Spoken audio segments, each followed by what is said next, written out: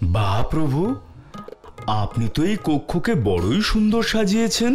প্রভু রামও নিশ্চয়ই দেখছেন এবং তিনিও এই ধরিত্রীতে জন্ম নেওয়ার জন্য ব্যাকুল হয়ে আছেন। ধন্যবাদ কাকা। কিন্তু প্রভু, আপনি তো এই দোলনা দোলানোর কোনো ব্যবস্থা করেননি। তাহলে আপনার প্রভুকে দোল খাওয়াবেন কিভাবে?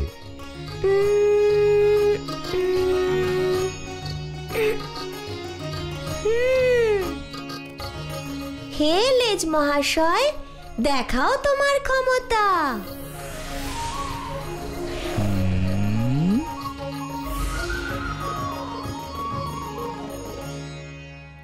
বাহ প্রভু, ধন্য আপনি প্রভু, ধন্য। কি হয়েছে? কি দেখছেন আপনারা?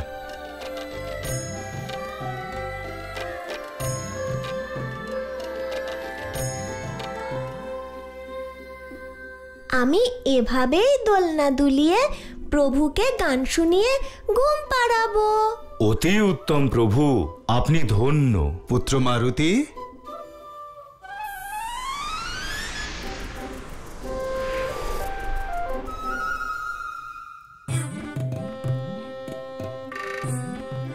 প্রণাম মহারাজ। প্রণাম। প্রণাম মহারাজ। রাজমাতাদেরও আমার প্রণাম। পুত্র মারুতি, এই কক্ষ এমন ভাবে সাজিয়েছ, কে আসবে? প্রভু আসবেন মহারাজ। তুমি যবে থেকে এসেছো কোন এক প্রভুর কথা বলছো। মারুতি, কে তোমার প্রভু? আমার প্রভু কে, কেমন দেখতে, এ বর্ণনা শব্দে ব্যক্ত করা কঠিন, তবুও চেষ্টা করছি।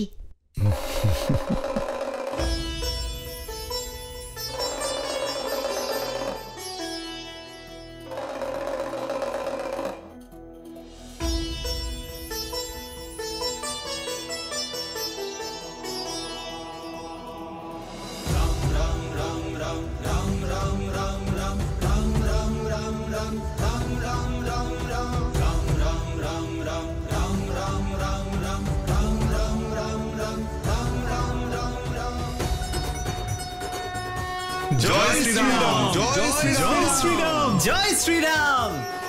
সাধু সাধু, বড় শ্রুতিমধুর। এবার তো তোমার এই গান শুনে আমাদের কৌতূহল আরো বেড়ে গেল। কিন্তু কোথায় আছেন তোমার প্রভু? এ প্রশ্ন তো আমার আপনাকে করা উচিত মহারাজ। অর্থাৎ? মহারাজ, যিনি আপনার সন্তান হতে চলেছেন তিনিই আমার প্রভু।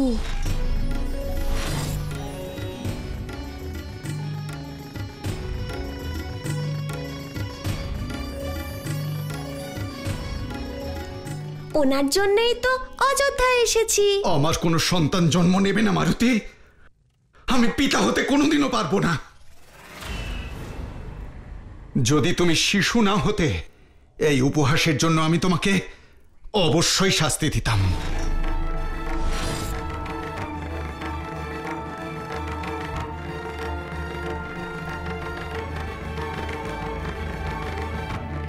শান্ত হন মহারাজ, মারুতি আমাদের অতিথি। আশা করি আমাদের অতিথি আপ্যায়নে কোনো ত্রুটি আমরা রাখিনি। আমার অনুমান যে অযোধ্যায় আসবার কারণ তোমার সম্পূর্ণ হয়েছে। যদি তাই হয়ে থাকে আমাকে জানিও। তোমাকে বিদায় জানিয়ে আমি বানপ্রস্থের উদ্দেশ্যে রওনা হব। আমার কথায় মহারাজা তো ক্রুদ্ধ হয়ে গেলেন কেন? এর উত্তর শুধুমাত্র গুরুদেব বশিষ্ঠই দিতে পারবেন। মুনিবর, রাজা দশরথ মনে এমন কি কষ্ট চেপে রেখেছেন যে সন্তান শব্দ শুনলেও উনি ক্রুদ্ধ হন? সেই দুর্ভাগ্যপূর্ণ ঘটনার বর্ণনা করার চেয়ে বরং আমি তোমায় তা অনুভব করাবো, যাতে তুমি বুঝতে পারো বাস্তবে মহারাজ কেন সেই বিদ্বেষ অনুভব করেন। চলো।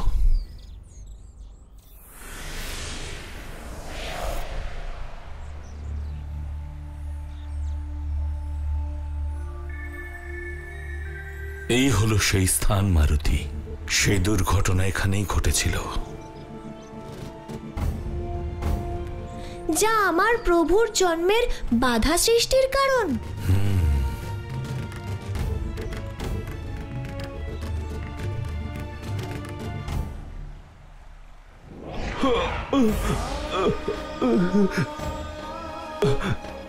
আমার মতো এক নিরীহ পথিকের ওপর কে বান নিক্ষেপ করেছেন?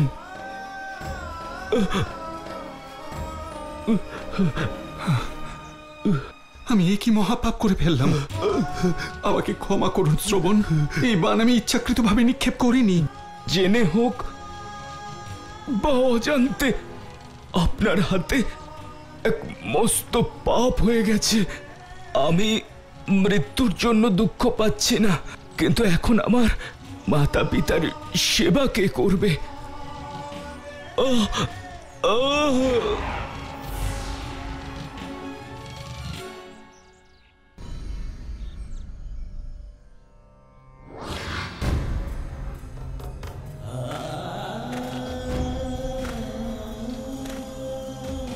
কে কে আপনি? পুত্র, তুমি চলে এসেছো? না, এ আমাদের পুত্র নয় স্বামী। হে আগন্তুক, কে আপনি? আর আর আমাদের পুত্র কোথায়? দেবী, আমি অযোধ্যার মহারাজ দশরথ। আমার অজান্তেই আপনাদের পুত্রকে আমি হত্যা করেছি। না, না, আপনি আমাদের জীবনের আশা কেড়ে নিয়েছেন। আমি আপনাদের কষ্ট বুঝতে পারছি মুনি। না, আপনি কিছুই বুঝতে পারছেন না, কিন্তু এবার আপনাকে বুঝতে হবে। আমি ঋষি শান্তনু আপনাকে অভিশাপ দিচ্ছি। যে প্রকারে পুত্র বিয়োগের কারণে আমাদের প্রাণত্যাগ করতে হবে, ঠিক সেই প্রকারে আপনার মৃত্যুর কারণও পুত্র বিয়োগী হবে। না, এবার তুমি নিশ্চয়ই বুঝতে পেরেছ মারুতি। যতদিন না মহারাজ দশরথের মন থেকে এই অপরাধ বোধ দূর হবে, ততদিন তার মনে সন্তান প্রাপ্তির ইচ্ছাও জাগ্রত হবে না। অর্থাৎ উনি ব্যক্তিগত কারণে রাজকর্তব্য ভুলে গেছেন।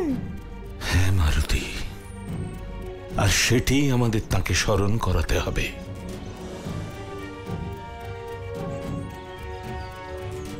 এর উপায় আমার কাছে আছে মুনিবর।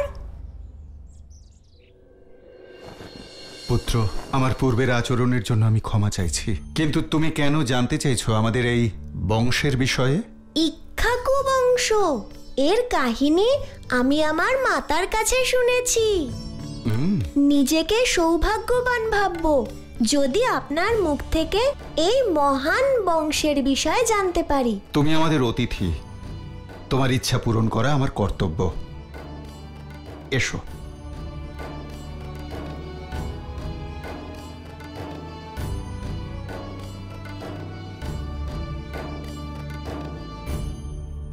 ইনি হলেন মহারাজ ইক্ষ্বাকু।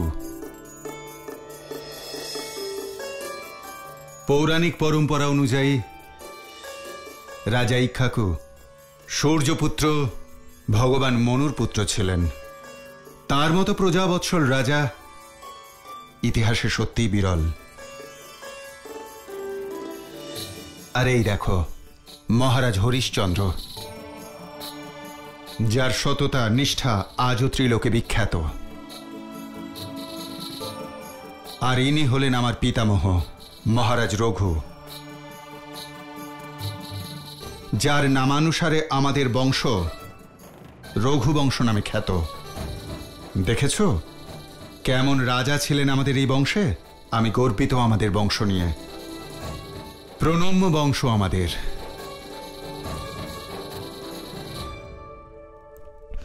তাহলে বংশের এই বিজয়ধারা আপনি রোধ করছেন কেন?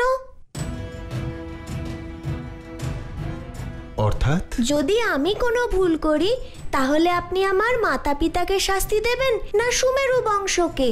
না পুত্র, কখনোই না।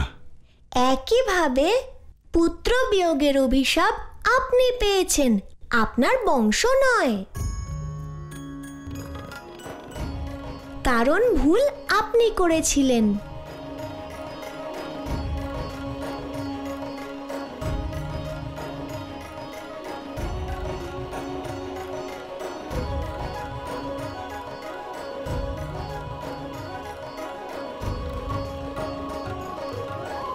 সেই ভুলের শাস্তি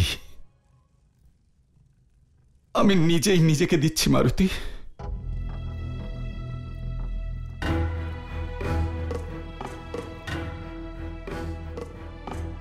আপনি যে ভুল করেছেন মহারাজ, তার প্রায়শ্চিত্ত সম্ভব, কিন্তু আপনার ভুলের শাস্তি আপনি আপনার বংশকে দিচ্ছেন, তার প্রায়শ্চিত্ত কি করে করবেন?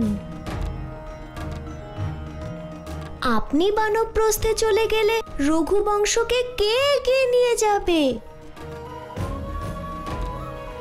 আপনার বংশের সম্মান কে শিখরে নিয়ে যাবে? আপনি কি চান আপনার বংশের মাহাত্ম্য আপনার সাথেই সমাপ্ত হোক? থামো মারুতি, থামো। আর নয় পুত্র,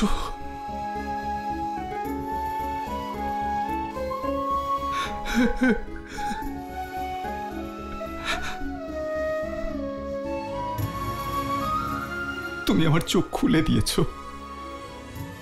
নিজের গ্লানির কারণে আমি আমার বংশের সর্বনাশ করছিলাম। আমি বানপ্রস্থের ইচ্ছা পরিত্যাগ করব পুত্র।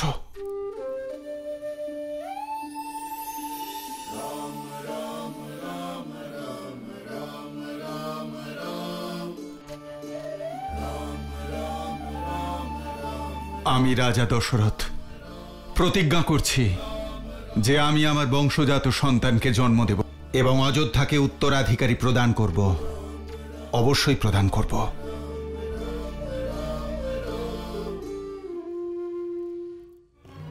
মহারাজ। প্রণাম গুরুদেব। প্রণাম গুরুদেব। আপনার ইচ্ছানুযায়ী তাহলে পুত্রেষ্টি যজ্ঞ করতে হবে মহারাজ। পুত্রেষ্টি যজ্ঞের দ্বারা প্রাপ্ত অভীষ্ট পুত্র আদর্শ এবং সমগ্র সংসারের বিচক্ষণ প্রতিভার অধিকারী হবে। এই যজ্ঞের দ্বারা প্রাপ্ত পুত্র যুগ যুগ ধরে আপনার বংশের খ্যাতির কারণও হবে।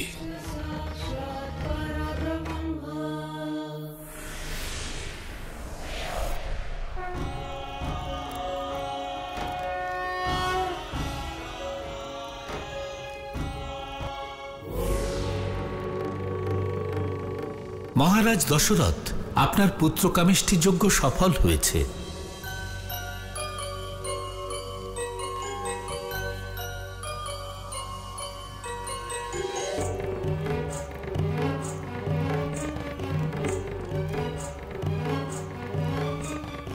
এখন আপনার পুণ্য কর্মের দ্বারা পুত্ররত্ন প্রাপ্তি হবে। এই পাত্র গ্রহণ করুন। এর মধ্যে যে দ্রব্য রয়েছে তা আপনার পুণ্যকর্মেরই ফল। এই দ্রব্য আপনার পত্নীদের গ্রহণ করান। আপনাকে অসংখ্য ধন্যবাদ।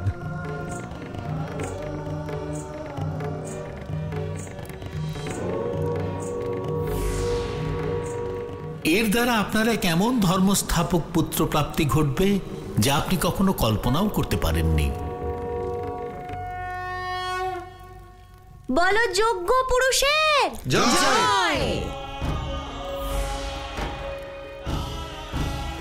বলো মহারাজ দশরথের জয়। বলো মহারাজ দশরথের জয়।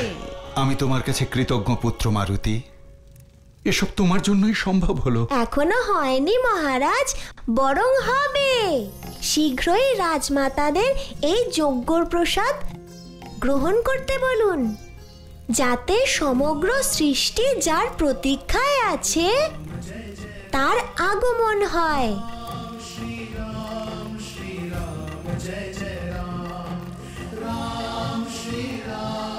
জয় শ্রীরাম।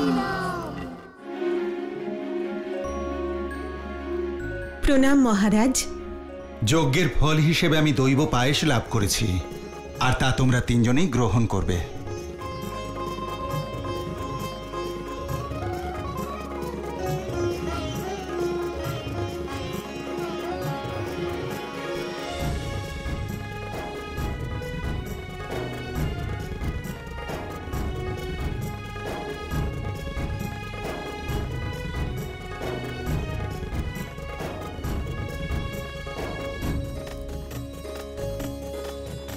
বাহ দিদি, এ তো বড়ই সুস্বাদু। আর চাই তোমার?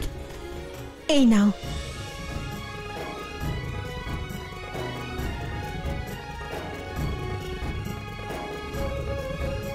ধন্যবাদ, ধন্যবাদ।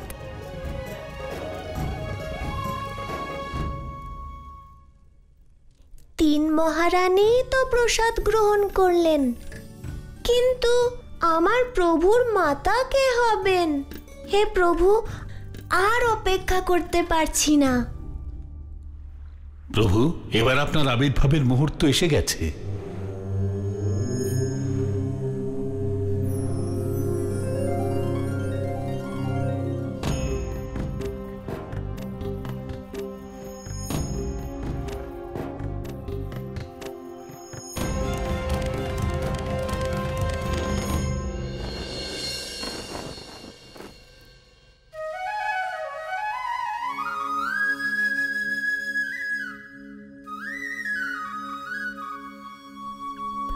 আপনাকে স্বাগত জানানোর জন্য কখন থেকে অপেক্ষা করছি। প্রভু, এবার আসুন, আসুন না প্রভু, আমার প্রিয় রাম।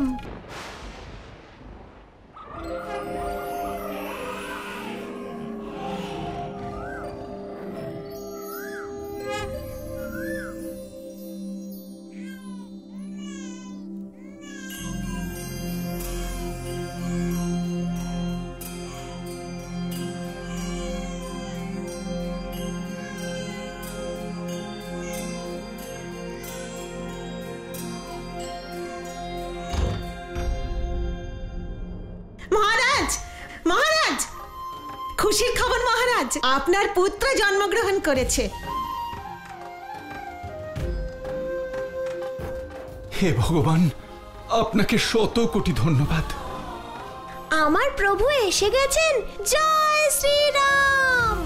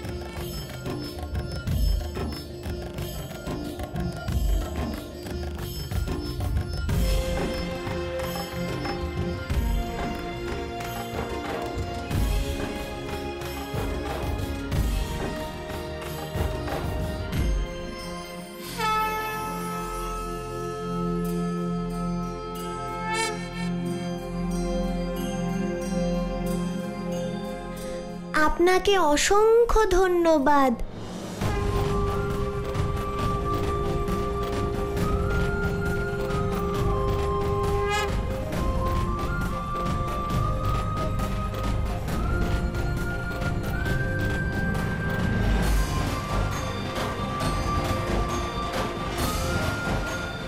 আমার আরাধ্য দেবতা, আমার প্রভু।